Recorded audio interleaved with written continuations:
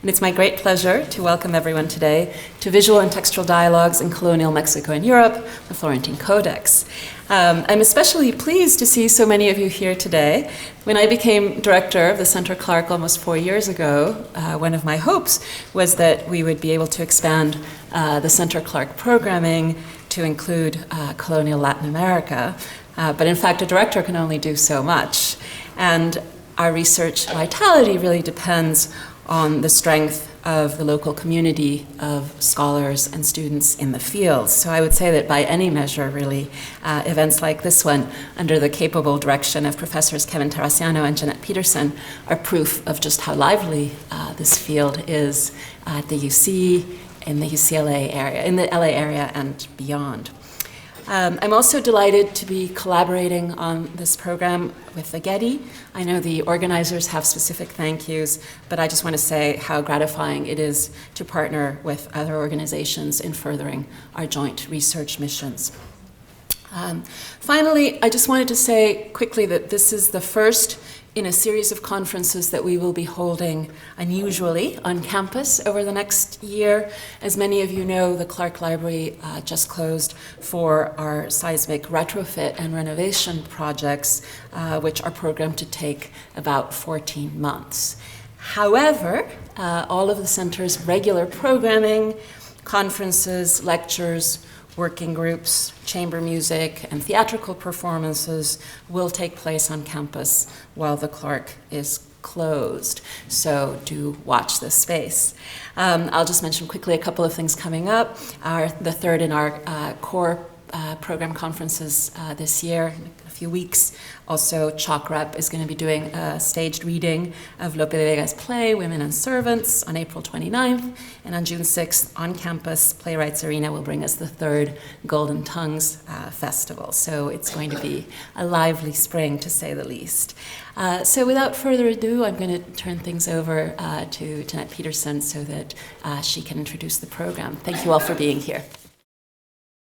So I'm Jeanette Favrot Peterson, and wow, this is fantastic to have such a nice full room on what we had thought was a very esoteric topic, but obviously it's generated a lot of interest, and we're absolutely delighted to have you here.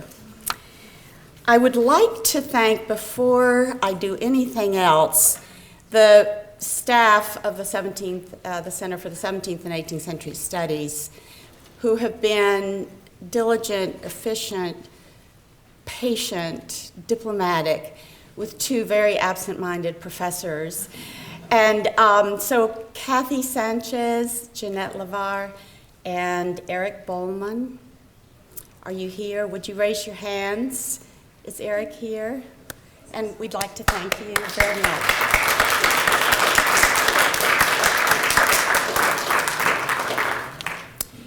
We've also received funding from several other groups on the UCLA campus, and I'd like to acknowledge them as well.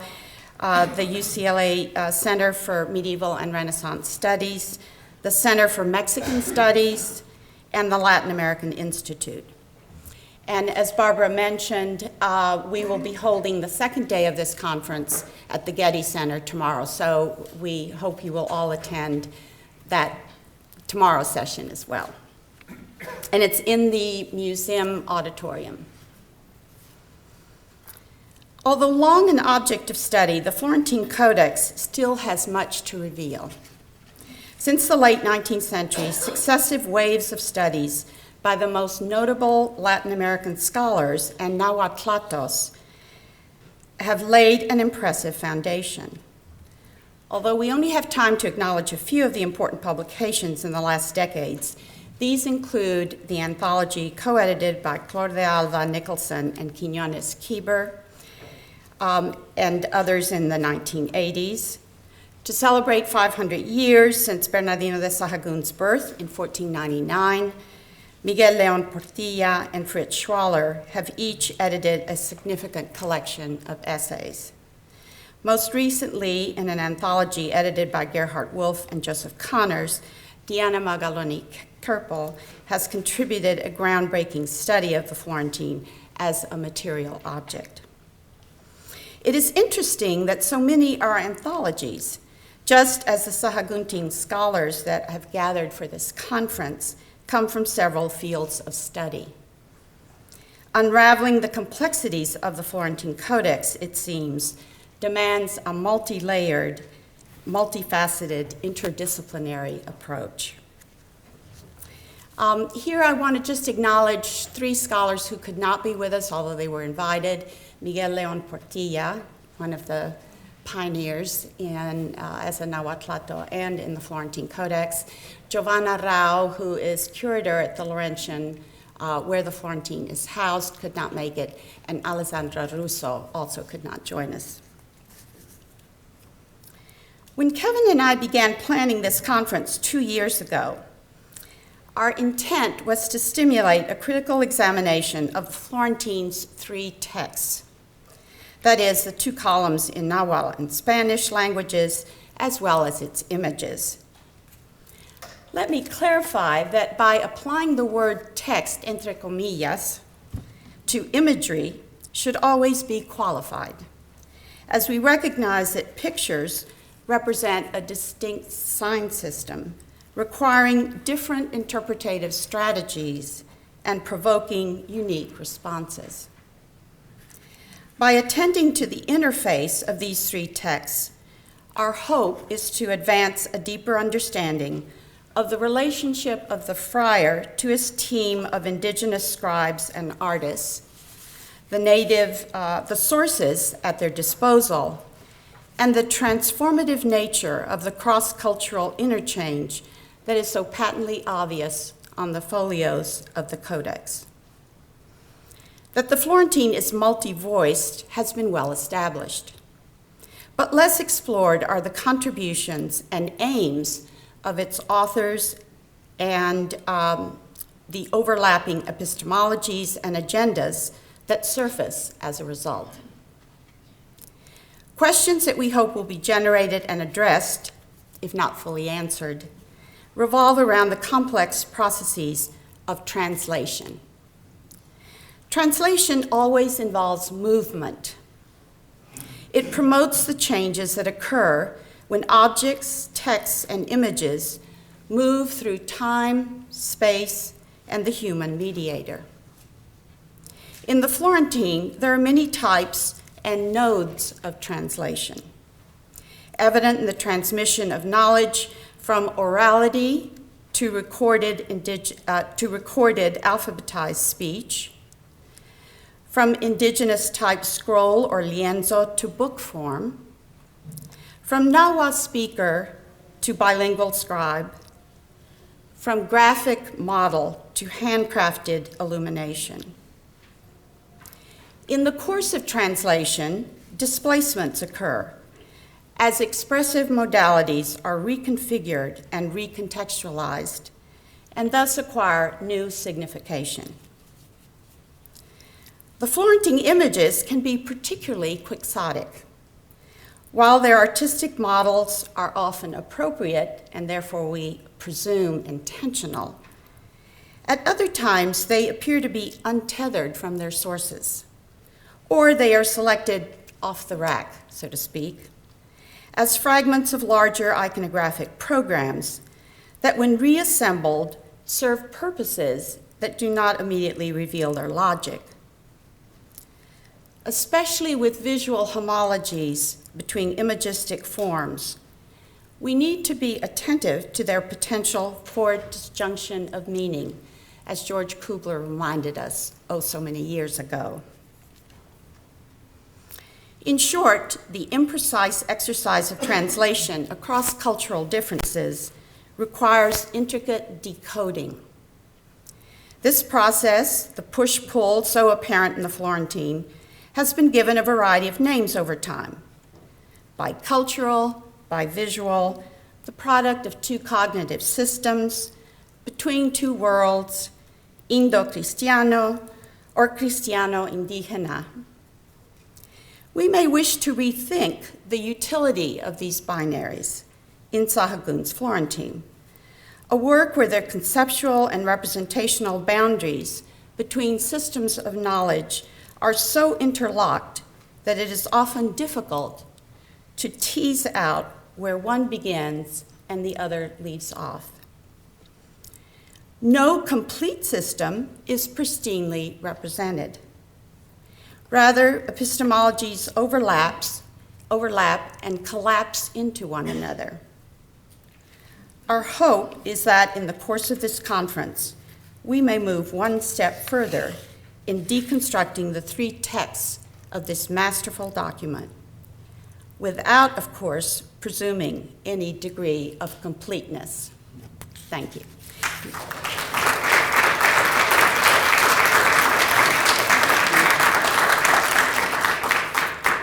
So I'd like to introduce our session's chair, Daniela Bleichmar, who's a professor at the University of Southern California in the departments of art history as well as in history. She has a joint appointment.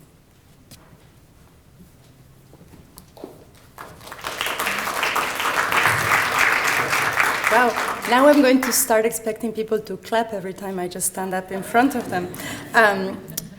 The people who really deserve the clapping are three wonderful speakers in this morning's panel. And just to talk logistics very briefly, we're going to have the first two speakers and then a coffee break, and then the third speaker, and then discussion of all three papers together. Daniela Magaloni is Deputy Director at LACMA, as well as the Director of the Program for the Art of the Ancient Americas. She was previously director of the Museo Nacional de Antropología in Mexico City, and for 20 years a professor at the Instituto de Investigaciones Estéticas of the UNAM. She has a joint training, a double training as both a conservator and an art historian, and is a unique perspective that she has brought to her scholarship on pre-Columbian and early colonial Mexican art. She lists almost 80 articles and essays in her CV, so I will not read even one title, but she's a very, very productive scholar, and much of her work has addressed the importance and meaning of materials in the production of works of art. Her recent book, The Colors of the New World, Artists, Materials, and the Creation of the Florentine Codex, published by the Getty in 2014, is a beautiful example of this approach. And I don't know her title because I didn't bring up my program, and it's not on screen. I can put it. You can put it up. Okay. I hope. Diana Magaloni.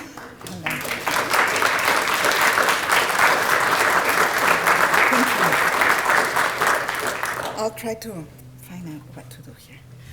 Hi, good afternoon. It's still morning. Thank you. Thank you very much, Daniela, for that. And I really want to thank the organizers, Jeanette and Kevin. Thank you very much for having me here.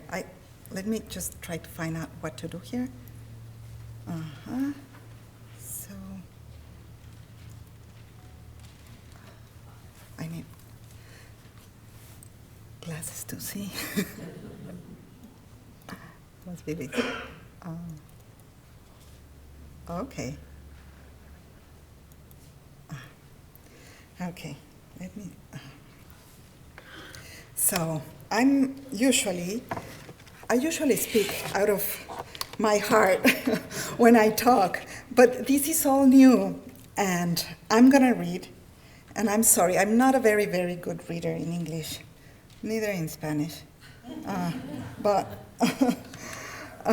Okay, the Florentine Codex, and I wanted to thank you, Eloise, because you really laid a very good groundwork, and we are going to touch on many, many similar things. So thank you so much for your great presentation. The Florentine Codex is a 12-volume bilingual encyclopedia that encompasses most aspects of Nahua culture and people of central Mexico on the eve of the conquest. The 12 volumes were designed to have 200 texts in Nahuatl and Spanish, and to bear more than 2,000 paintings that are organized as a series of 2, 3, 4, or 5 frames telling a story. Images can sometimes be left as singular units without a frame. In this paper, I review some meaningful ways in which the creators of the Florentine Codex connected the handwritten texts with the paintings. My analysis aims to find structural and visual strategies used by a select group of Nahua painters and writers for the completion of this great encyclopedic work, written and painted in a special co-authorship with Bernardino de Sahagún at the Colegio de Santa Cruz Tlatelolco, the first higher education institution in the Americas. As I have proposed elsewhere in the study of Book XII devoted to the indigenous history of the conquest of Mexico in the Florentine Codex, the different ways of interaction between the images and the bilingual texts create various and simultaneous levels of reading, because depending on how the three texts are read, the content and meaning can change. In this paper, I want to be more specific and propose that the imagery of the conquest, that the imagery in the Florentine Codex is a form of ritual discourse, of powerful words, termed tlatoli in Nahuatl. Paraphrasing Miguel León Portilla, images would be the flower, the song.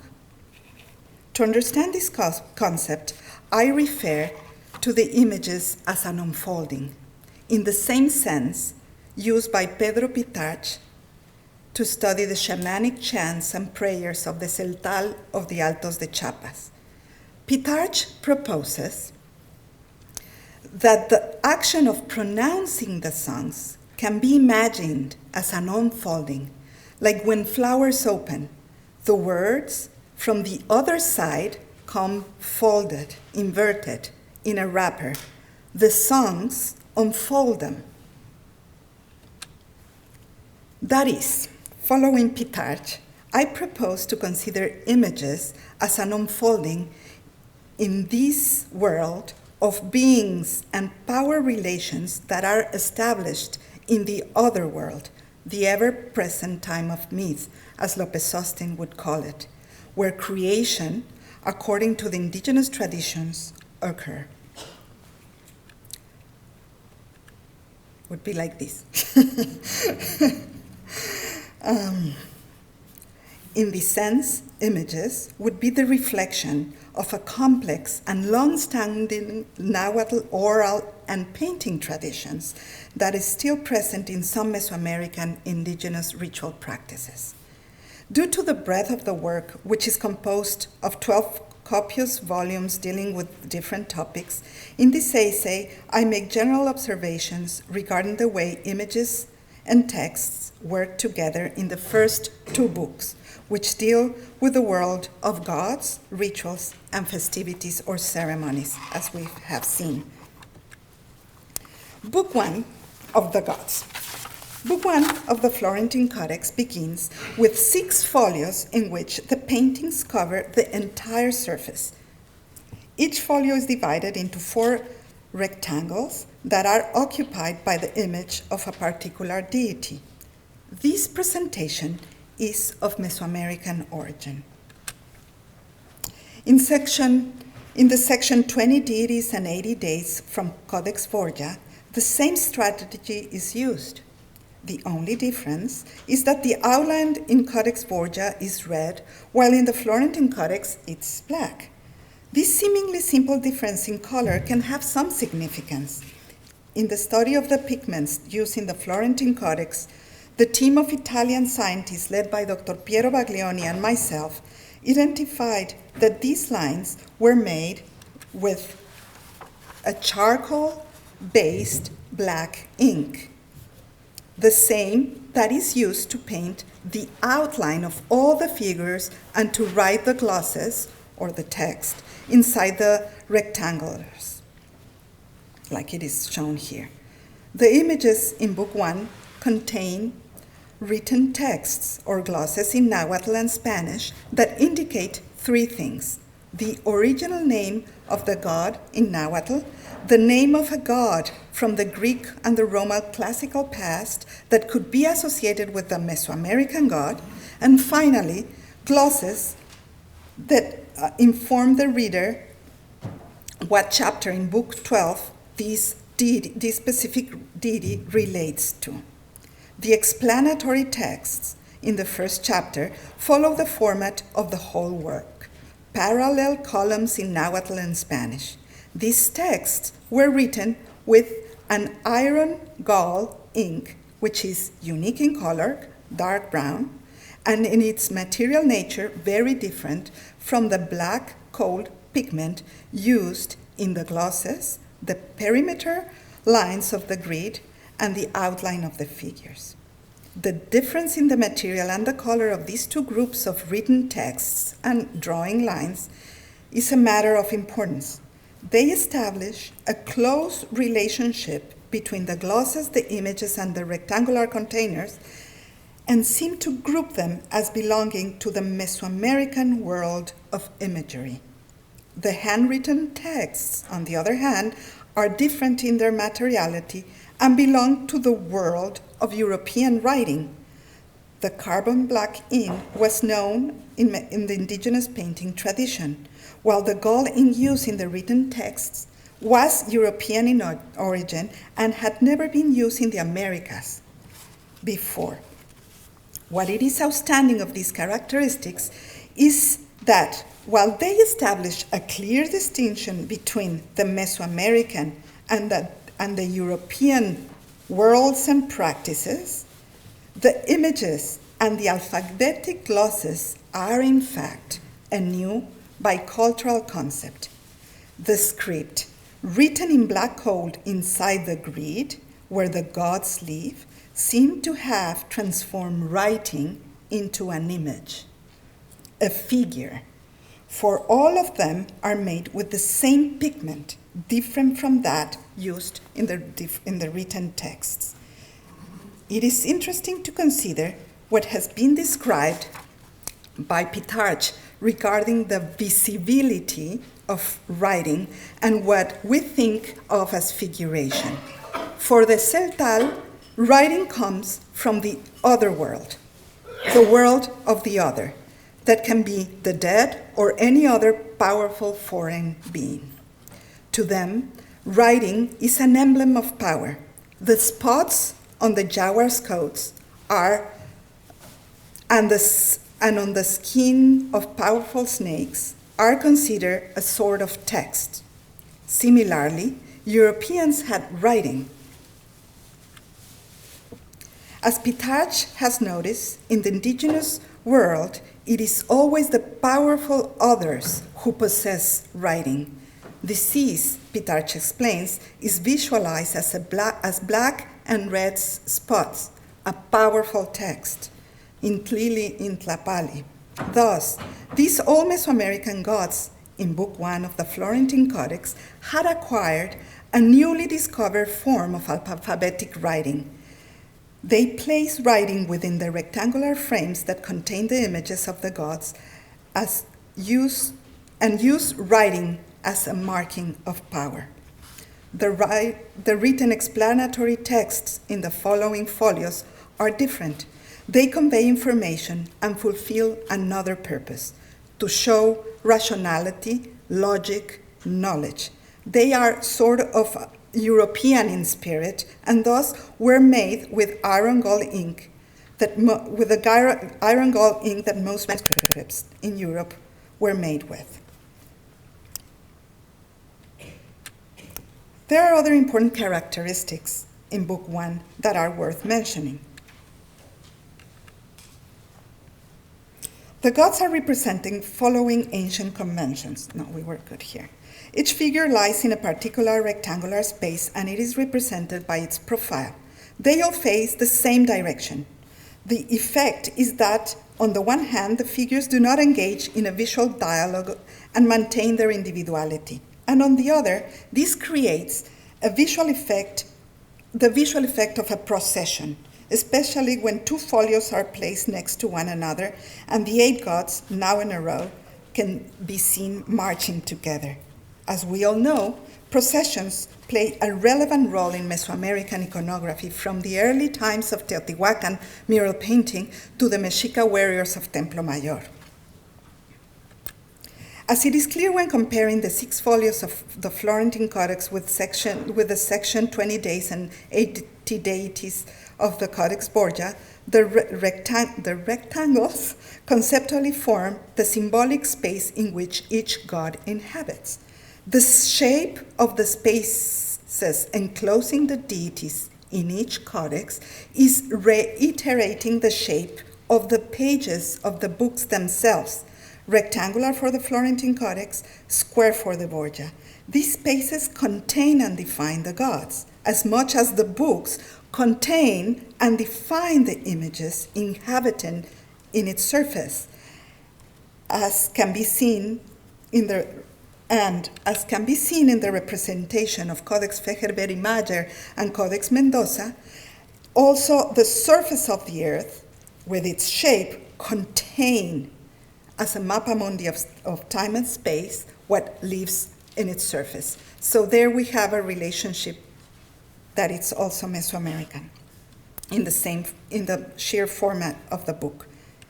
Yet another important feature of the relationship between the images and the texts in Book I is the different manner in which the figures of the gods relate to the Spanish and the Nahuatl prose that explains them. I have talked at length about this on the book Colors of the New World, so I will just mention it here briefly. I will focus on the image of Painal as an example, but all that I describe here is valid for the rest of the gods in Book I. As you can see here, Painal is richly dressed in a royal cape and with a feather headdress. He is in a seated position and in profile. The Spanish text to which this image is related narrates the story of his festivity, where it said, priests dressed as Painal ran quickly throughout the city to explain the speed warriors needed to embody when facing the enemy. The static image of Painal has nothing to do with the actions described in the Spanish argument. If the text is read in Spanish, the figure serves the reader simply as a reference or ornamentation. However, the parallel Nahuatl narrative is closely tied to the painting, for the text focuses on the attributes of the costumes that define the god and describes them carefully, making the representation very close to the description in Nahuatl. We learn that what defines the deity is what he wears. The exact principle of the Xipla, the likeness, the Xipla is made by that surfeit, what the god wears. And that is what both the image and the Nahuatl texts are defining for us. Among these attributes, the most important ones are the royal cape made with the precious blue-green feathers of hummingbirds and a turquoise appliques and the turquoise shield. Interestingly, neither of them is painted with the blue pigment that would have embodied the preciousness of those materials, the pigment we know as Maya blue. The Maya blue is used in the Florentine Codex extensively to symbolize all that is beautiful and precious. Why was the royal cape and the turquoise shield of Painal left without color in Book I, the Book of the Gods? In his study of the production of yarn paintings in Huichol art in Mexico today, Johannes Neurath comments that the famous author Juan Ríos Martínez suffered the wrath of the gods depicted in his paintings because the characters that, according to the logic of Western art, were simply represented in the works of yarn, do not stop being gods. The images in Huichol art, he says, are powerful beings and thus needed to be worshipped. In fact, Juan Ríos Martínez decided not to create anymore what he considered high art. Instead, he concentrated on simple formulas that could be sold as handicrafts to tourists because the latter do not have the power of vision embodied by his great works. The phenomenon experienced by Ríos Martínez may explain the subdued colors used to paint the gods in the Aztec pantheon of Book I. The Tlacuilo, the painters, did not want to create the powerful images of the past. In the 16th century, they could not longer revere them as they used to, or as they should. That is why they did not paint the gods with their original powerful colors, particularly with Maya blue. The gods in Book I, instead, were given the power of the written text, as I have mentioned above for the glosses, and thus the painters made them in the proper manner needed in the 16th century Mexico. The last important characteristic I want to focus on for Book I, that is also valid for Book II, is the constant presence of flower bands in the beginning and ending of each chapter. As we already know, of the 54 folios total describing the gods in Book I, only 14 have figurative vignettes, and the rest 26 folios have floral stripes replacing the images of the gods. That is to say, only 1/4 of the whole book has drawings of the gods in the chapters that explain their attributes, while half has flower bands replacing the descriptive images. Are these flowers merely ornamental, or they have meaning? Flowers have a symbolic status in Nahua culture. They represent the precious, powerful words of ritual discourse, in Nahuatl, Tlahtoli. As Pitarch points out, in the shamanic tradition of the Celtal, sacred words are seen as the unfolding of flowers. They even are said to have a powerful scent, a beautiful aroma, just as the real flowers do when they open. Also, according to Berenice Alcántara's studies, flowers possess the energy of the deities, their tonali. In Cantares Mexicanos, the most complete work of Nahua poetry and ritual, flowers are mentioned as the jewels of the other world. Inside the mountains, there I saw the various worthy scented flowers, fragrant flowers, dressed in dew with the glow of the rainbow. I think that the borders of flowers in Books I and II relate directly to the written texts, transforming script into tlahtoli, into sacred speech.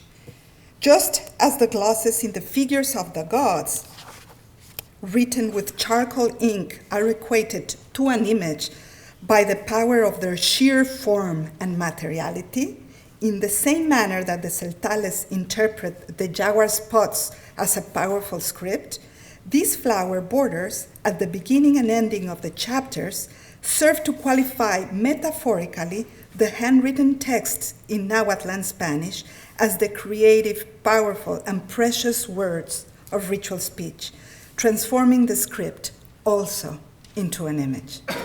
This is a magical intervention on the part of the scribes and the painters. They seem to have found a subtle yet effective way to relate and convert both worlds, the old Mesoamerican world of the sacred image and the European tradition of sacred scripture, into a new practice of painting and writing that is neither Mesoamerican nor European, but I shall say Mexican. Yes. Book II, the calendars, holidays, and ceremonies. Book II presents the ritual practices during each of the 18 ventenas, 20-day Nahua month, which is how the solar year called Shu Powali is divided. Each ventena or mesli had particular deities to which sacrifices, dances, food, pilgrimages were offered to. How these themes were represented in this book likely require special attention because many of the practices described, in particular human sacrifice in its many variants, were considered inhuman, savage, inconceivable by Europeans. However, for the Nahua, human sacrifice was a fundamental part of their ritual practice and community life. It should be noted that not all the festivities are illustrated, and those that are painted seem to follow the same ritual process in their making. The paintings in the second and the fifth veintenas, Tlacaxipehualistli and Toxcatl, respectively, are very significant. Both have several folios where the series of images take the whole space of the Spanish column, as we can see here. The order followed by the vignettes is different from the chronological order established in the texts. Both festivities begin with a meaningful image that captures the result of all the ritual actions and the sacrifice of the captives, the apparition of a deity, of a god to whom the festival is dedicated, called Ixiptla in Nahuatl. Ixiptla can be translated as the living likeness of the god, and this likeness was made to appear through specific ritual actions. In the image of Book II, the image of the Ixiptla of the god, which was the consequence of a long ritual sacrifice, is presented as the first image of the series. In Tlacaxipehualistli, for instance, the first frame shows the sacrifice of the captive, and then immediately, and his skinning, and then immediately the presence of Xipetotec as an Ixiptla. The Ixiptla of the god is frontal. The following folios, 74R and 74V, introduce the rituals that were performed during the festivities, and the last image reiterates the coming into life of a deity. Is Ixiptla. Thus, the sequences of the images invert somehow the chronological order of the text. This first image of the Ixiptla in frontal position holds this first image and last image hold the whole power of the ritual sacrifice. These images summarize everything that transpired in the ritual and that the ceremony recorded. The fifth festivity, Toxcatl, follows the same strategy. A strip of frame images replace the Spanish text in the left column. The first image in the series of the paintings is the Ixiptla of Tezcatlipoca, who is facing forward and is dressed in full regalia. This image is actually the culmination of a long and rigorous ritual process that started a year earlier, as we learn from the texts. In the next folios, the vignettes illustrate this process. First, we see the captive youth leaving the house where he lived for a year. The following frames show the youth man playing the flute in the city streets. The same flute will be broken during the sacrificial ceremonies. The final image shows the participants attending the Tezcatlipoca Ixiptla.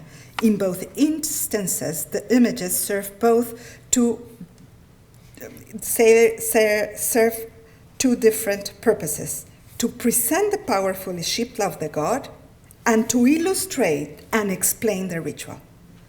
Thus, the images stay true to the religious symbolism that created them, while at the same time really serve as illustrations for the texts. The last painting I want to show you here is a ritual in the feast of Panquetzalistli. During this festival, the text informs, young people from different neighborhoods or calpuli fought in a scrimmage of allegorical battle with young warriors who were trained at the Calmecatl, the official state school. It is also said that on the fourth day of the festival, slaves who had been sacrificed for ritual would appear on earth while the mock battle was taking place. The sequence of paintings illustrating this ritual is very particular. In the first painting, we see two youths facing each other and a larger man in the middle who has a heart hanging from his neck and tangled hair. These youths, dressed in cotton capes, represent the groups that fought each other, the youths of the Calpoli and the ones of the Calmecatl. They can be seen fighting with wooden sticks in the frame below. However, Following the manner of representing the appearance of an Ishipla as the first image, we see in the first frame the sacrificial victim appearing before us. Besides being depicted facing forward, the Ishipla has a larger size than the youths, stressing its supernatural character. If we look attentively at this image, we discover that it was drawn by a group of 3 different artists, and that each one painted one of the figures. The young warrior on the left was crafted with a small head, straight hair, and a small nose. In contrast, the warrior on the right has a large head and a prominent nose. In my work identifying the artist who created the Florentine Codex, I managed to determine that the distinct features seen here are the works of 2 different artists that I could identify in other images. The fact that different artists painting the figures is an act that gives each figure a sense of individuality, as if the act of painting them was part of the ritual itself. For each figure represents a different contingent, the Calpoli people and the Calmecatl youths. Another artist who also worked on Book 2 and 4, to whom I refer as the painter of the complex color schemes, painted the captive Ishipla seen facing forward. His style is similar to European engravings, as he uses shading to create the illusion of volume. You can also see that the painter used an intense pink hue to color the skin of the sacrificial victim, and thus differentiates him from the 2 warriors in the back. Book 2 uses visual strategies to explain how through ritual and sacrificial ceremonies, the ancient Nahua achieved the creation of the Ishipla, to make appear the gods. The Ishipla are presented frontally. They are greater in size than humans and are always at the beginning and the ending of a series sometimes. The Ishipla can be compared to one of the greatest Ishiplas of all time, the sculpture of Coatlicue, that is also the culmination of a ritual sacrifice. All of them are the culmination of a ritual sacrifice. All of them are presented in a frontal position. All of them crystallize a ritual moment for eternity. After considering the above examples, I must stress that it is important to continue investigating the power of writing and painting as forms of unfolding the other world. Images are powerful because they unfold the ritual world and its actions. Written language can also have this vitality, which in turn contain also the power of the other, the European, and contain knowledge, rationality, and explanation for us today.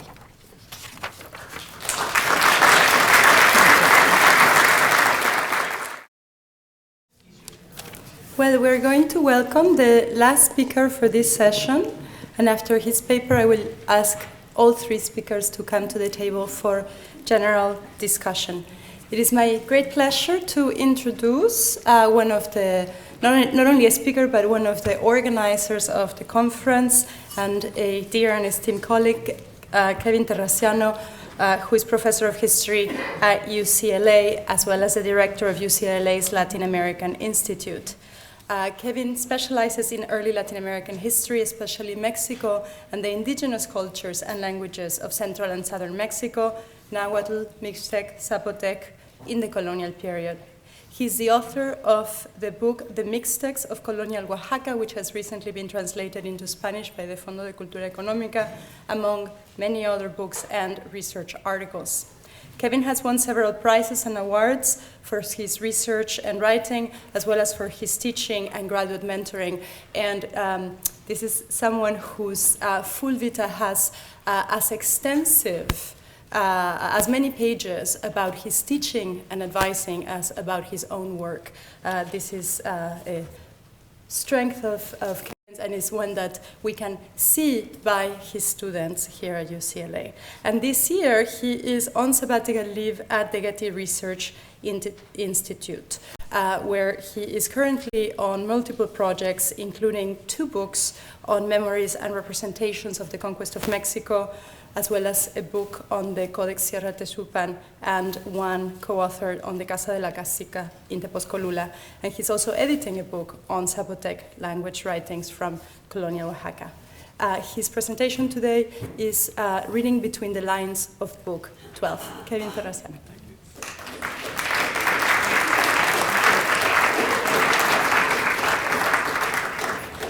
Thank you so much, Daniela. It's a real honor to follow 2 luminosas like Eloise and Diana, and to be in the same room as all of you who have so much interest and knowledge on this wonderful, sacred manuscript, the Codice Florentino.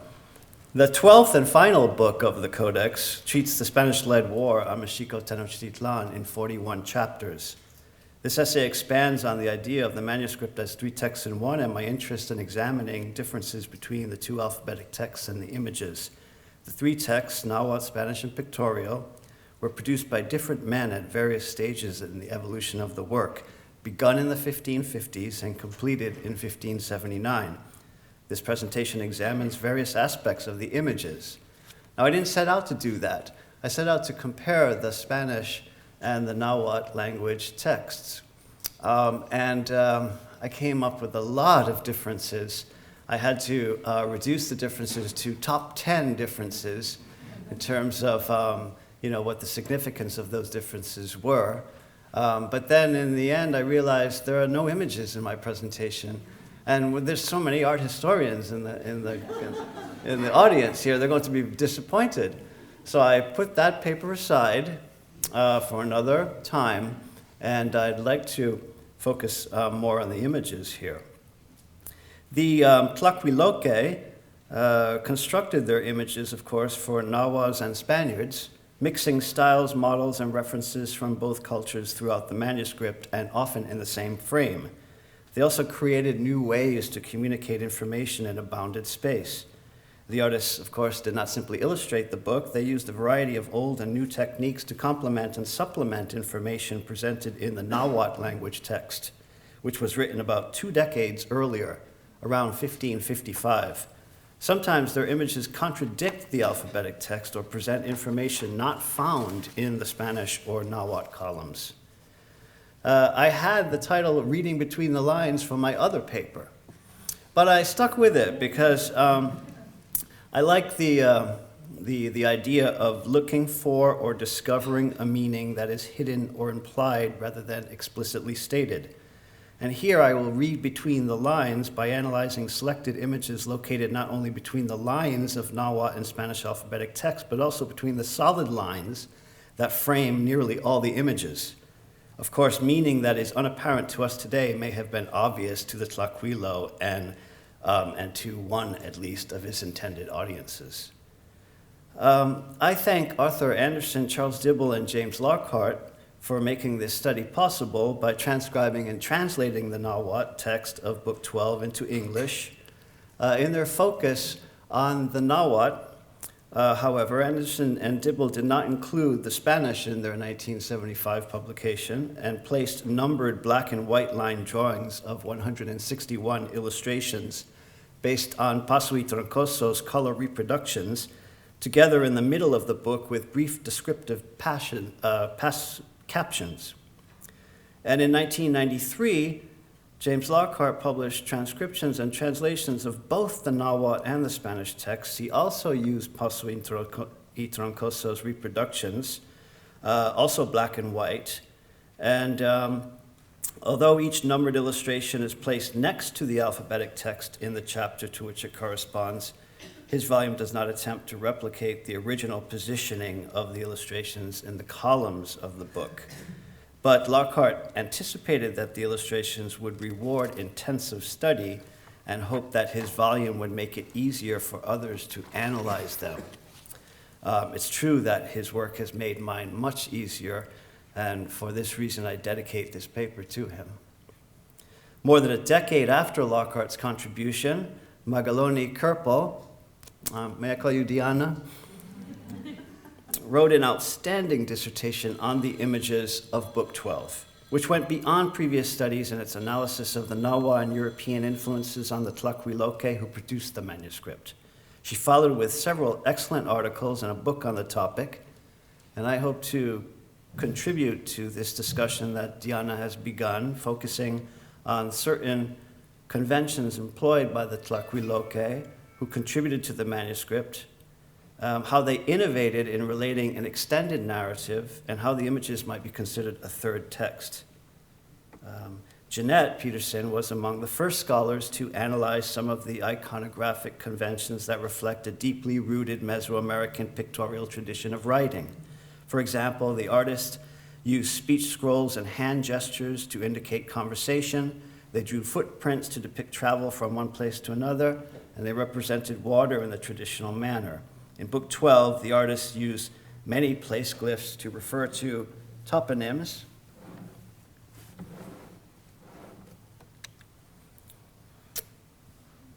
such as the depiction of a star, or sitlali, on a hill on the bottom frame, to refer to a place named Citlaltepec, literally at Star Hill. Tepoztlan is depicted in the top frame as a stone formation in the form of a hunchback in reference to a tepoztl. The Tlacuilo used short sequences of square or rectangular frames to depict a series of continuous actions, a practice in European illustrated books. Sometimes the artist depicted a sequence of actions in the same frame. For example, when a drunken Chalcan confronts and mocks the Mexica priests and rainmakers who are sent by Moctezuma to put a curse on the Spaniards, two side-by-side images of the man appear in the illustration, the first standing and the second seated. The two are the same person, who at first stood and then took a seat. The image actually contradicts the alphabetic text, which tells us that this man, who was actually Tezcatlipoca, refused to sit down before the others. Book XII is the only book of the Florentine Codex to tell an extended narrative. The Tlacuilo innovated to illustrate details of the narrative. One innovation involves depicting the subject of a conversation. For example, when the people of Teotihuacan informed the Spaniards how Moctezuma had mistreated them, the conversation occurs in the foreground of the frame, and Moctezuma appears in the distant background, seated in a palace as if he were physically present. A local man points to Moctezuma as he speaks to the Spaniards. It is not as if Moctezuma were seated in a palace near Teotihuacan. In fact, he was dead by this point in the narrative. The background of the image portrays a past event, a memory. Moctezuma appears again, literally, behind an attempt to divert the Spaniards' march to Tenochtitlan by planting magueys in the road. These are, I suppose these are in some ways analogous to thought bubbles in modern cartoons, referring to thoughts or actions in some graphic way. One final example of innovation succeeds in depicting the chaos of the so-called Noche Triste, when the Spaniards fled Tenochtitlan at night. The artist drew armored Spaniards, horses, and even Malintzin down here in a maelstrom of violence, reminding me of Marvel comics, the sort of fight and struggle that I grew up with reading in the comic books. It's very interesting. I know nothing else exactly like this. Some Tlacuilo is really it's coming up with new ideas here. Sometimes the images add content and meaning to the narrative. For example, one or more of the artists remembered or imagined the Spaniards with large feathers on their heads. The Nahua text refers once to the fact that they wore feathers. Here's some images of them on the march, especially Cortez in the lead and the bearer of the pendon, the banner, also feathered. Here, a Spaniard with enormous feathers in the left-hand side of the frame. We have these, the fife and drum, the musical leaders of the group with these great big feathers. And chapter 15, which describes the Spaniards in detail on the march toward Mexico, reports that plumes stood up, parting and spreading on the Spaniards' heads. It's the only place in the Nahuatl text that refers to the Spaniards wearing feathers. And these jaunty plumes are not the long, straight quetzal feathers and other types of feathers that the Nahuas wear. They are most likely ostrich feathers from Europe. We have Cortez seated, wearing these feathers. We have another image here of Cortez seated, wearing these giant feathers. The artist may have seen ostrich feathers in books of the Santa Cruz de Tlatelolco Library, or in the crests on coats of arms, or in public ceremonies in Mexico City. Here we have representation of the heraldic arms of the Herrejez family, hidalgos from Cuenca, issued in Granada in 1619. The very colorful plumes of feathers that are on the crest there. I have observed elsewhere that feathers symbolize power among the Mixtecs and Nahuas by looking at things like the first page of the Codex Vindobonensis and the image of the primordial founders and deities here covered entirely with a feathered headdress here. And the representation of Spaniards and their headgear in the Codex Yantuitlan, for example. Here the encomendero of Yantuitlan seated with giant, wearing feathers, and another representation of the encomendero wearing these very prominent feathers.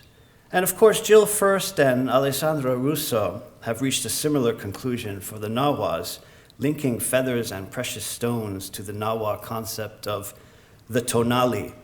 Tonali is the life-giving solar essence, the vitality attributed to humans at birth. All living things receive their tonali from the heat and light of Tonatiuh, the sun. And First observed that gemstones, feathers, and rich costumes symbolized rank and provide direct evidence of the auspicious destinies or tonalis of rulers, nobles, and officials. She found that feathers, gems, and military outfits carried or outwardly manifested a warrior's tonali, which was transferred from captive to captor before sacrifice.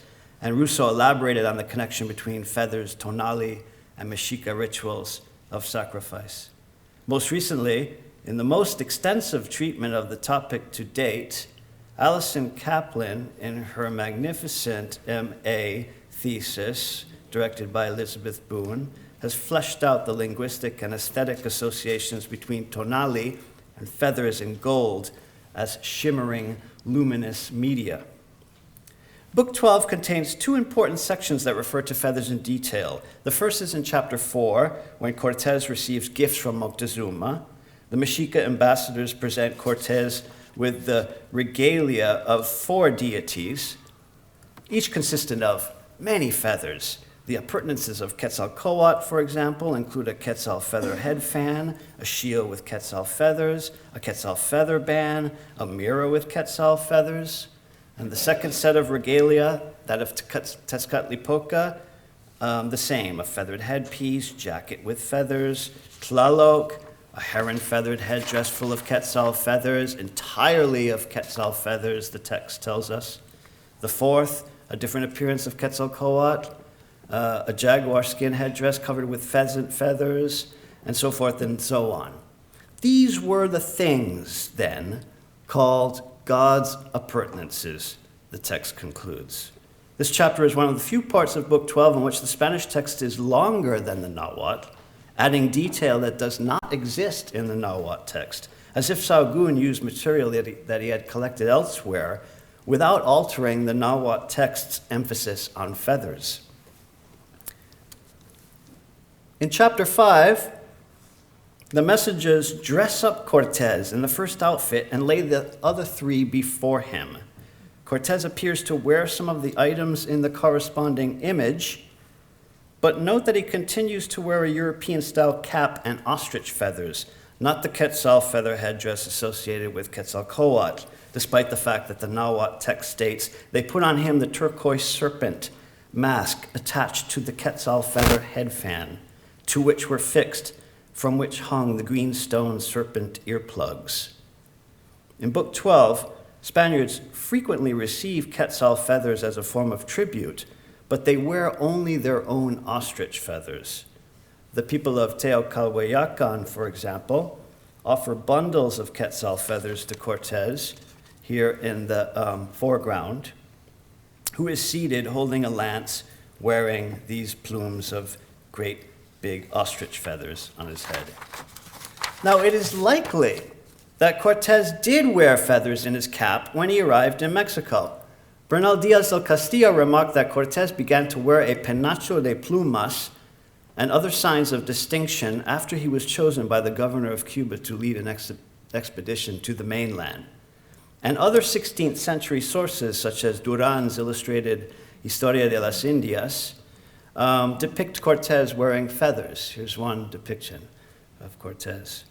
The appearance of Cortez and other Spaniards wearing strange feathers on their caps and helmets would have made a distinct impression on the Mexica, considering they interpreted everything about the newcomers as some familiar aspect of their own culture, to use Lockhart's words. In the medieval and early modern European tradition, as in Mesoamerica, wearing feathers on the head signified elite status and military rank. Nahuas also associated feathers with a Teotl, a divine being who possessed awesome force, power, tonali.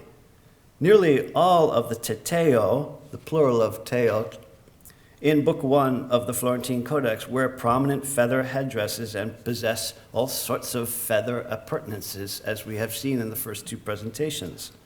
The Mexica gave Cortez elaborate outfits with feathers because they thought he was a Teotl.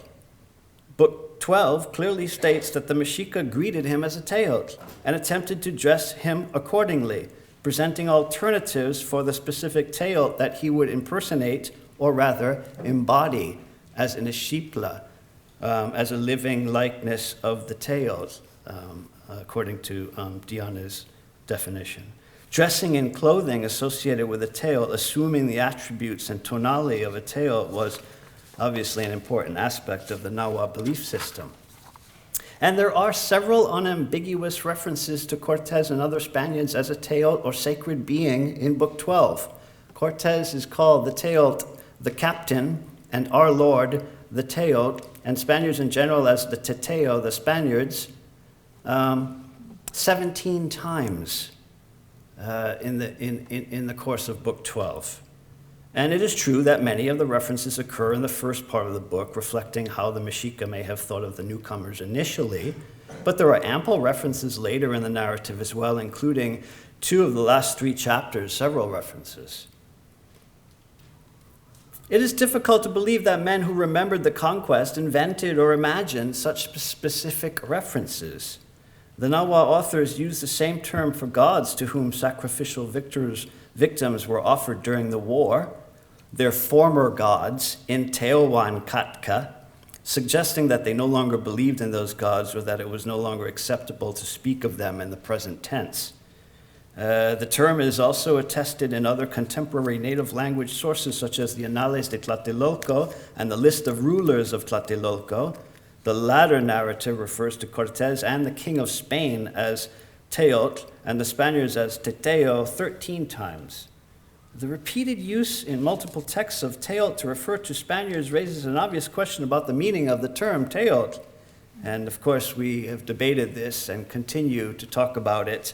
And despite our cultural and conceptual limitations to understanding the concept, it is clear at least that the word conveyed some sense of the supernatural. Fray Alonso de Molina, expert in the Nahuatl language, translated Teotl simply and unambiguously as Dios with a small d in his vocabulario. He listed no other word for the entry.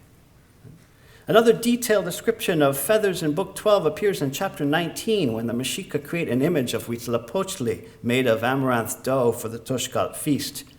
After shaping it like a person, they place feather down and a hummingbird totem on the head, a feather arrangement called a neokyot, a ball of parrot feathers at the back of his neck, a cloak feathered with eagle down, and a shield feathered with eagle down.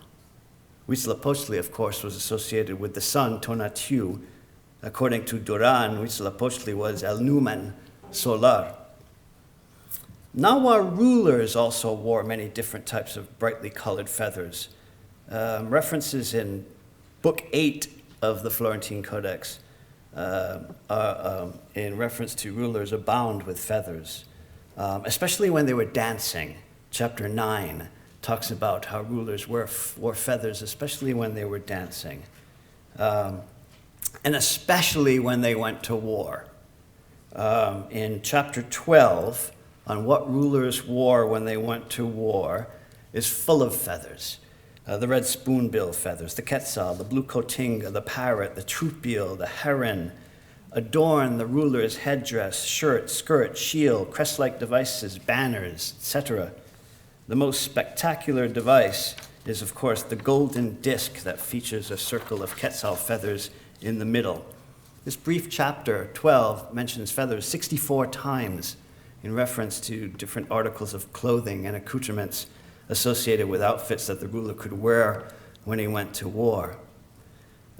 Duran reported that feathers distinguish hombres de linaje from hombres bajos in battle.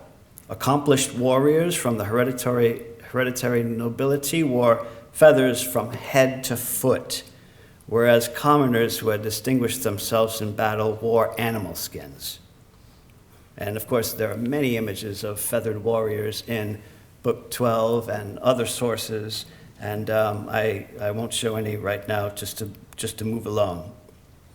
In Book 12, Spaniards wear ostentatious ostrich feathers on their heads, especially when they begin to take control of Mexico, from the seizure of Moctezuma onward. When they are telling Moctezuma to go into, to proceed to his house arrest, when they attack during the Toshkat festival, here on the top left, when they are throwing warriors off the temple steps, right? The Spaniard who claps leg irons on Moctezuma after the outbreak of war, an act not mentioned in the alphabetic text, wears a billowing plume of feathers on his head. As tonali is associated with the head and hair, giant feathers worn on the head symbolize the heightened expression of one's tonali. The artist also depicted Mexica warriors with feathers, usually quetzal feathers worn on the head or attached to the back, and shields. An outfit worn by a fierce and courageous Mexica warrior, Tzilacatzin, featured a feather hairpiece or wig with eagle feathers tied at the back of the neck. Another brave young warrior wore a Quetzaltecolotl, Quetzal owl costume that belonged to Cuauhtemoc's father, Ahuitzotsin. When the Spaniards saw him, it was as if a mountain had fallen, the Nahua text tells us. Everybody was frightened. When the Mexica, led by Cuauhtemocin, exact revenge on the Xochimilca for betraying them, the artist drew a large feather headdress in the frame at the top. The Nahua text also refers to the practice of fitting war arrows with feathers. And so there are many associations between feathers and warfare in Book 12. Sometimes the images present information not found in the alphabetic text. For example, the Tlacuilo created an armored man wearing a helmet and an iron grid mask who is not described in the text. He holds a lance and wears conspicuous feathers. In the bottom frame, I call him Iron Man.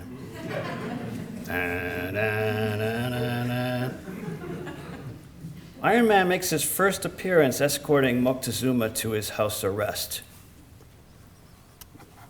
He then oversees the smelting of gold taken from the palace.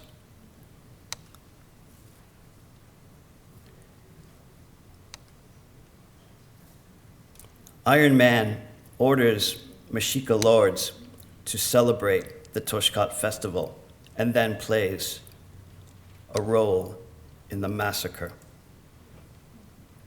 He falls in battle and appears. He falls in battle and appears to have lost his feathers and his lance, if not his tonali. As Iron Man falls, a Mexica warrior spears the enemy with a lance, perhaps Iron Man's lance. This is one of the few colored images in the book, and appropriately, the warrior wears large feathers that are colored a fiery yellow and orange. But Iron Man reappears on horseback, girding himself for war. The next scene in which he appears, he and his feathered friend throw the corpses of Moctezuma and Itzcuautzin into the water. Thus Iron Man presides over the seizure and death of Moctezuma and the Toshkat massacre, and he continues to kill people. After leaving Tenochtitlan, I believe that's him there. There we go. That's there with the iron grid mask there. If the Nahuas ascribe special value to feathers, gold, and precious stones because of their luminous qualities, then we may well imagine how they beheld the Spaniards' shining armor. The Nahuatl text of Book XII comments at length on armor. Iron Man seems to be based on a model. His suit and mask are typical more of the late medieval period than what conquistadors wore in the early 16th century. I found a reference to this grid mask and a depiction of a famous joust between two Flemish Burgundian nobles, Brutus and Gistel, which took place in 1393.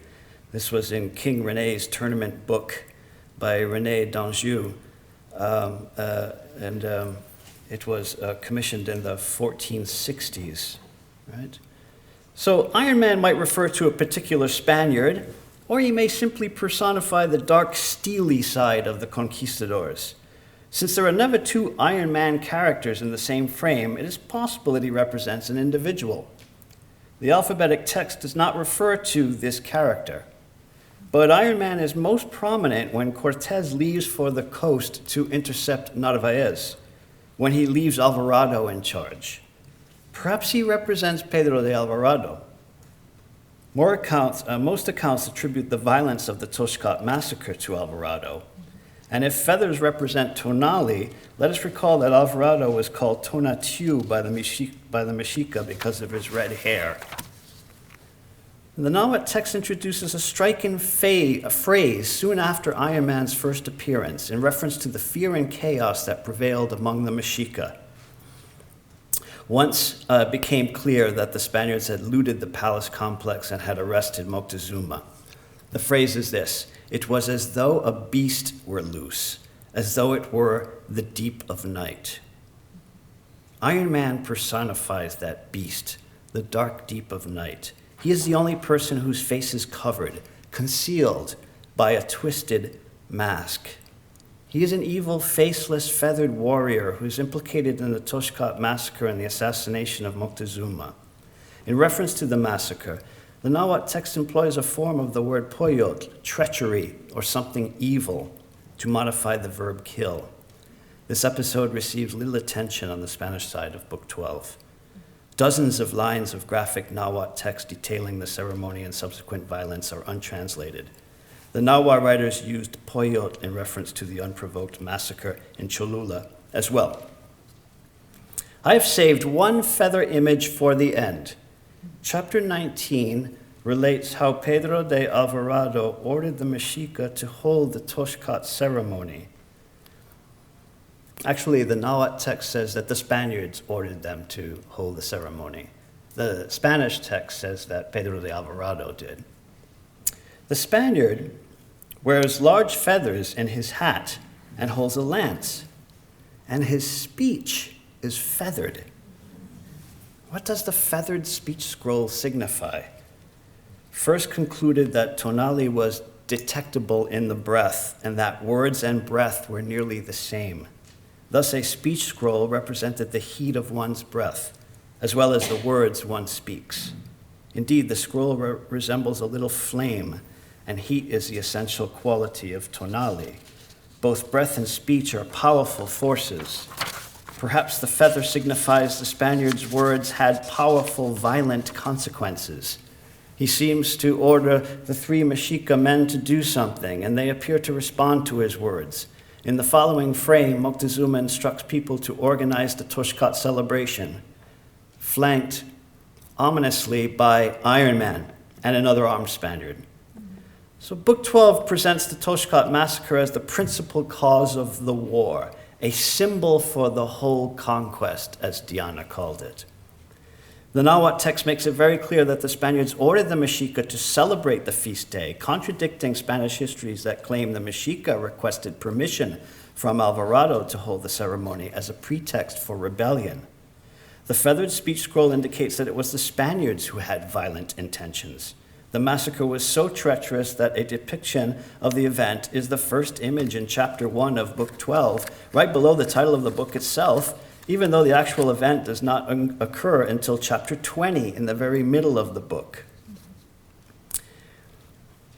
Diana noted a shift in the chapters dedicated to the war, chapters 29 to 40, in which the images are transformed from clean line drawings to shadowy representations in chapters 36 to 40. Absolutely good observation. And toward the end of the manuscript, at least one different, lesser skilled artist took over to depict the final battle scenes. The perspective is often aerial and distant. Most of the characters are small and nondescript. The last 5 chapters contain no images. And judging by the many empty spaces in the Spanish language column of these chapters, including entire columns left blank on the left-hand side of the folio, there were many more images to be added. Lockhart observation that the images make up for the difference in length between the Spanish and Nahuatl versions is true only in the second half of the book, I think. Most of the images in Book 12 appear in the second half of the work.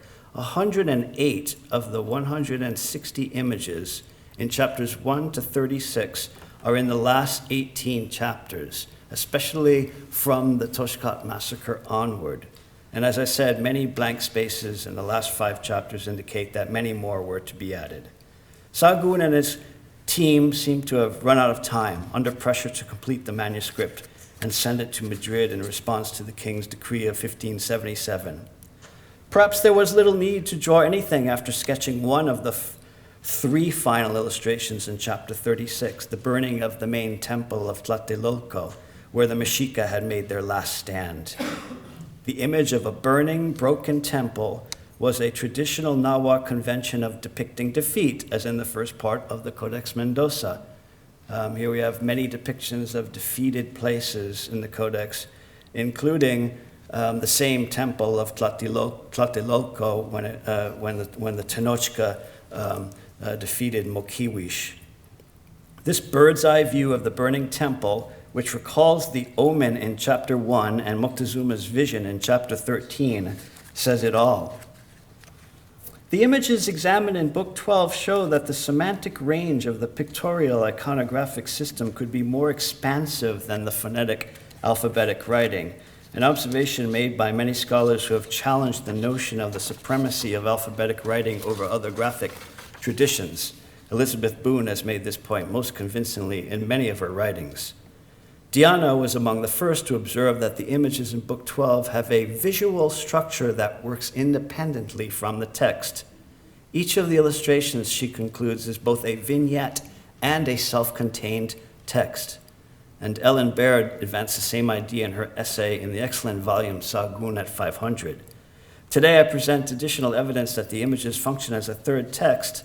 The fact that the Nahua was written down first in 1555, and the illustrations were drawn about two decades later by different men, suggest the potential for differences between the two texts and accounts for some of the different conclusions that scholars have drawn from the mixed messages of the manuscript. This is one of several reasons why Book XII and the Florentine Codex in general is such a fascinating, multivalent manuscript. I look forward to discussing other reasons for this multivalence and their implications for reading the three texts, in the discussion period and beyond. Thank you. Questions? Matthew. Thank you, all three of you, for such incredibly stimulating papers this morning. Really fascinating to watch all this unfold. So my question is more for Diana, and if I may, Eloise, at first. Eric, you just push the button. Just hold it while you push it. Anything? You're supposed to push it. How about that? Yeah. So with reference to these, to the early books of the Florentine and a question of intentionality. So on the one hand, Sahagún writing these prologues, essentially outlining the goal of the text, but then these artists essentially making a sacred text. And whether or not they know that this is Sahagún's plan, or that this is the goal of the text, and how much Sahagún has told them the goal of this text is to eliminate idolatry, the goal of this text is to recognize idolatry. But on the one hand, the artists, are they undermining the project, or are they unaware of that goal of the project? I don't think it's either one.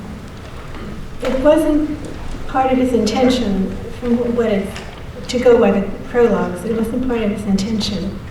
But many things changed in the course of writing it. The intention to include the scholia, the intention to have a translation of the Spanish, which ended up to be a paraphrase, and even in terms of a paraphrase, some things are not paraphrased, even paraphrased. Some things are there that are not in the Nahua. So things happen along the way. And I think it's because of the many obstacles he was facing throughout almost the entirety of his completion, his writing of the Florentine Codex. I think it may have been just something that presented itself in the reconstitution of the final Florentine Codex. I think that when I mentioned the fact that there were so many hiatuses in the completion of it, it may have been just something that was brought up at the time, a kind of an expediency due to the moment, without any underlying sense of counteracting. And it probably presented an opportunity when things were being reshaped as they went along. I think there was a lot of ad hoc moments in the making of the Florentine. And what I tried to suggest is that it may have been an initiative of the collaborators. They were well experienced in doing this kind of thing from the many manuscripts that they had put together in Tlatuilo, which is why I suggested that maybe they took it over. In a way of completing the manuscript, which again they didn't even get to, as we just saw, I think it was this expediency, the opportunity that they took advantage of throughout the local crew.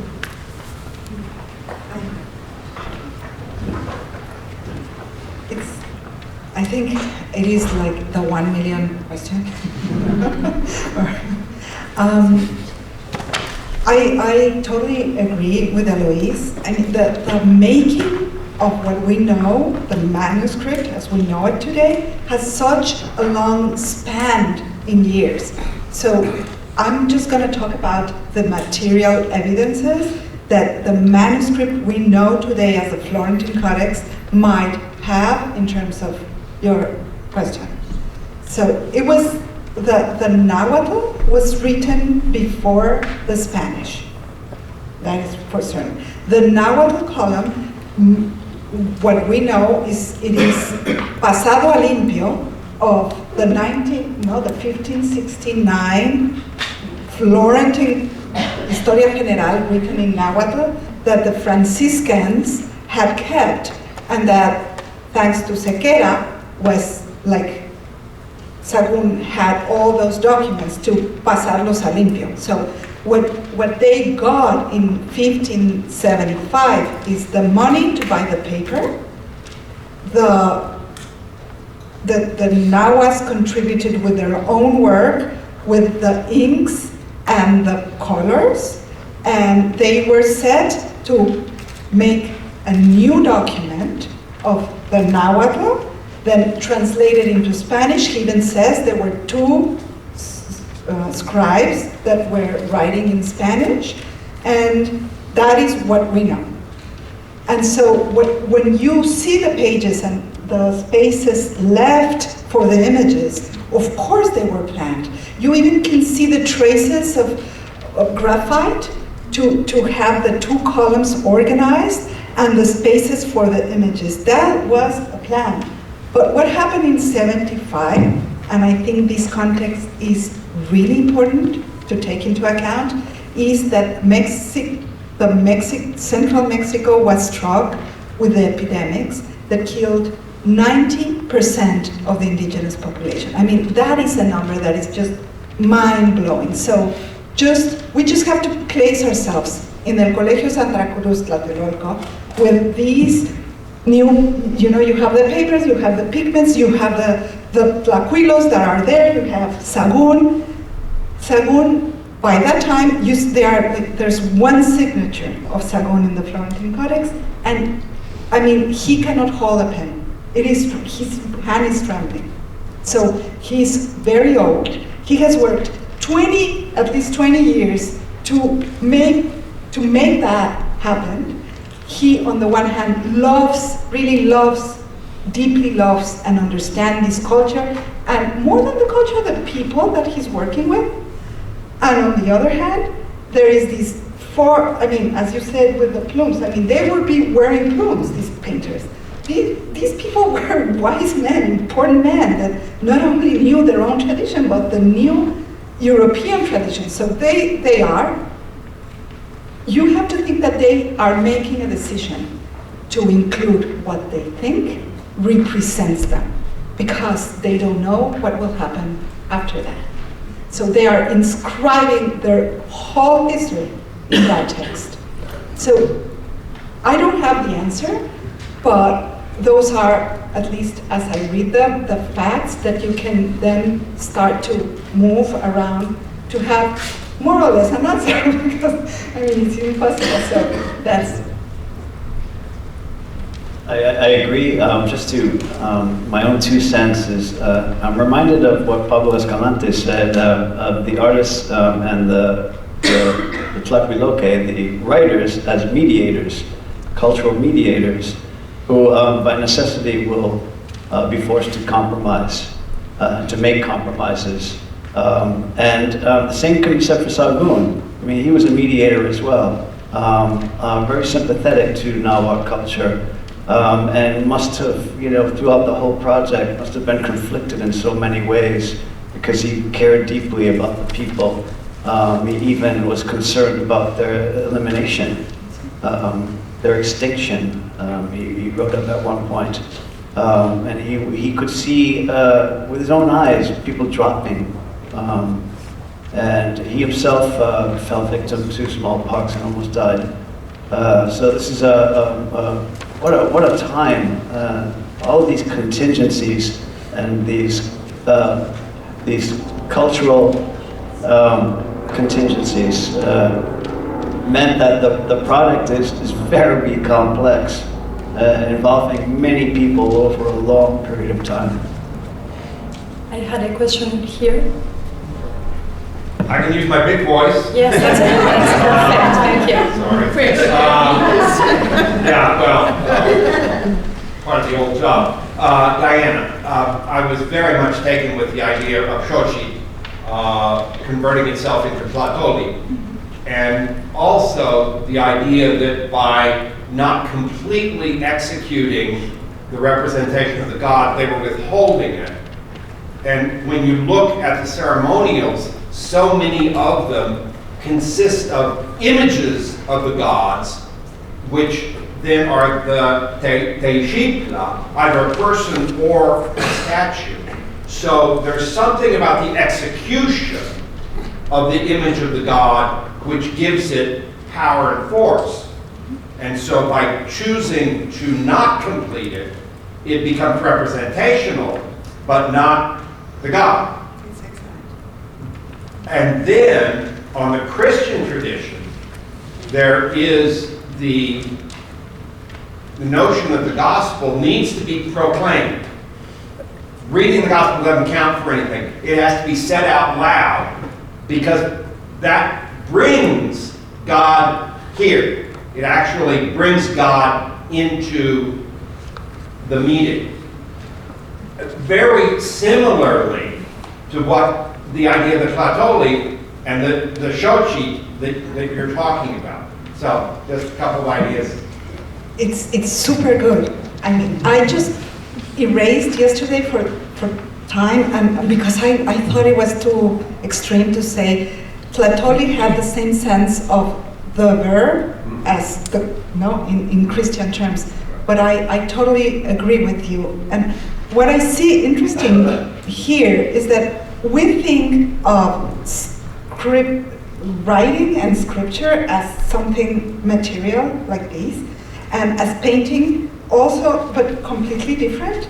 And bringing up what you're just saying, when you're talking about sacred speech, whether you are reading an image or whether you are reading a text, that doesn't matter. So if these ancient Mesoamerican traditions related Tlacuilo to those images, because who was the Tlacmatinime could read them, then it doesn't matter if you read a text or you read an image.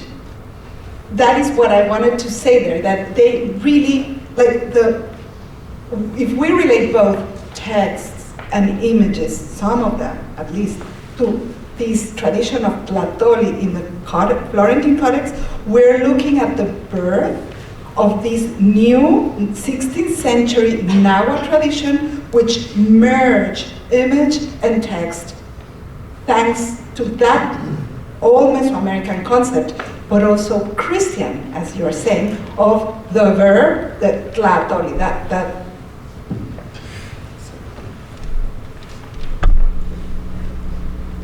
Elizabeth. I'm going to invoke Barbara Mundy. Where's Barbara? Over there. Here. Good. I was thinking about smell and flowers as smelling, and you mentioned that. And just last weekend, Barbara Mundy gave a fabulous paper in Washington in which she talked about the smellscape of Mexico City before and after the conquest. And I'm wondering, and one of the points was that the stronger the smell, the more powerful the image, the deity, the person. And I'm wondering whether the smell of flowers also transform those words into kind of more powerful words. So Barbara, I don't know whether it represents you, but I thought about it. Again, continuing on the idea of flowers, I was wondering about, whenever I see flower related, I go back to Taba's Flower Mountain, the representation in the San Bartolo murals, and the importance of the flower as a Maya, and coming out of a long tradition of sacred space. And so by putting the frames with the flowers, you're creating sacred space, and the sacred space, are the words as incorporated in Spanish. So the whole flower iconography probably, in my thoughts here, harkens quite on that. The pigments made from flowers, that's what you want. Many of the colors in the Florentine Codex are made with flowers. So there you have it too. Yeah, that's that sympathetic magic part where you're really infusing all of the sacredness into that one object, the color space.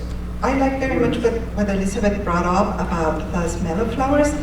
I just read Pitarch's text, and that said that described the chants as smelling like flowers. That is why they relate to each other. And flowery speech. And flowers mean so many different things in the Nahua world. I mean, it's, you know, in Book 12, flowers are used as the gift to Cortez when he finally meets Moctezuma. They place flowers all over him. They give him bouquets of flowers, necklaces of flowers, wreaths of flowers. And in that iconic image, when he meets Moctezuma and Malinche's in the middle, he's holding flowers in his hand. And Malinche's huipili is bordered with flowers. Manuel. Yes, and I would add a specific example to what you are saying. There is a baptismal font in the convent of Sinacantepec, made in 1550, in which you can see the carvings of it's considered the largest baptismal font in the Americas, by the way. And there is a group of flowers speaking, with the speech scroll coming out from it. And I identified it in the book I wrote in 2005 as the aroma of the smell of the flowers. That is speech. It's word. This is speech. Just an example of what you are saying. Elena. Just another aspect of filling out the three-dimensionality of the image and text, and in the description of the garments of the gods, you have also the material, the actual materiality of it, the turquoise or the feathers and what it's made of. And of course, as an Andeanist, it recalls some aspects of Huamacomo de Ayala and his descriptions, not of the gods, but of the Inca kings and queens, by identifying them through their garments, through the color of the garment, of what the designs are. There's a big emphasis on verbal descriptions of things which are being depicted because of the depth of significance of the material of which they're made and the colors. Well, what you wear. I have a question for anyone at the front table. I admire you all and thank you all, but also anyone in the audience who might know. I'm thinking of the scroll with the feather, the speech scroll with the feather. How often do you all see like a signifier attached to a speech scroll, like maybe not always a feather, but anything else? I mean, how often does that happen? In Teotihuacan, the scrolls have flowers. Flowers. It doesn't happen all the time, often, but there are, a couple dozen in the corpus probably. Flinty speech, flowery speech. In the divinatory manuscripts, there is a water goddess, and her what's coming out of her mouth is clearly something like fog. It's quite beautiful, it's white and has scrolls and sort of undulations and things like that. So there is some, but not so much. Have you ever seen feathered speech? I mean, I couldn't find another example of the feather. No, that was really interesting. And think about these illustrations. At first you may think, oh, maybe that's ornamental, and nothing is ornamental. It all has significance. What about Ishmael? Do they have feathered speech scrolls at Ishmael? Because they're kind of a campus leaf things. They're not really feathered. No, Come on.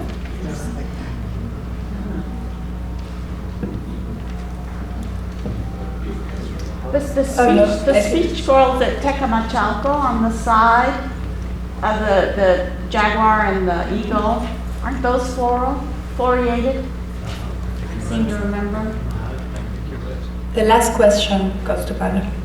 It's not a question. I need some more about the feathers. I want to thank you very much. I enjoyed very much your Can you papers. please speak? I especially wanted to thank Diana for this observation on the frontal representation of the Shitla and the way that's working in that book. And I was very amused with the Iron Man, but because I see a brilliant idea, and I think that there's something in that figure that certainly adds to the painted story of the conquest. Thank you very much for that. And I wanted to say a couple of words about Teotl and the relationship between the people, the men and God in that culture. Why do they keep calling the Spaniards gods if they already know they're not? Well, they're not in the sense that they don't drink blood and they don't really look like any of their former gods.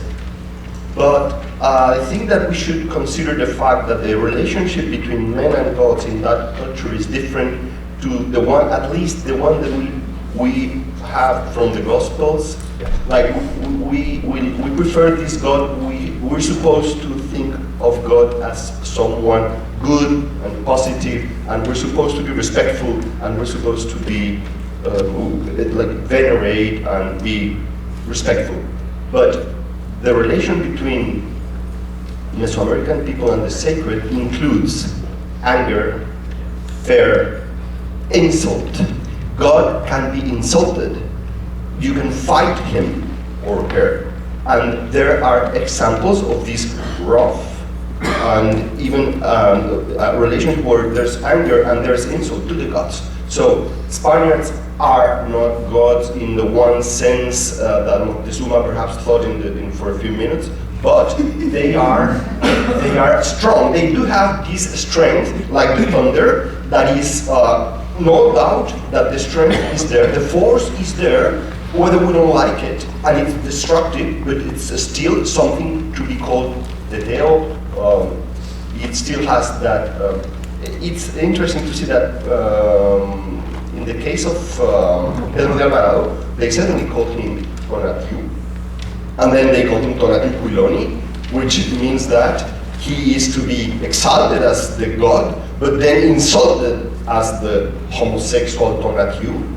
And that's part of an ambiguous relationship with the gods, where the Spaniards can fit, at least in a way, as this destructive force that is acknowledged in the conquest. There's one great account that says that we called them gods because we thought they were diablos. It's quoting, it's also quoting, it's one of the sources. Cuautitlán, yeah, that's it. Now let's say Cuautitlán. And using the word Tlacuilo, the diablo. But it seems like a perfect way to end the session. Gods and the diablos. Please join me in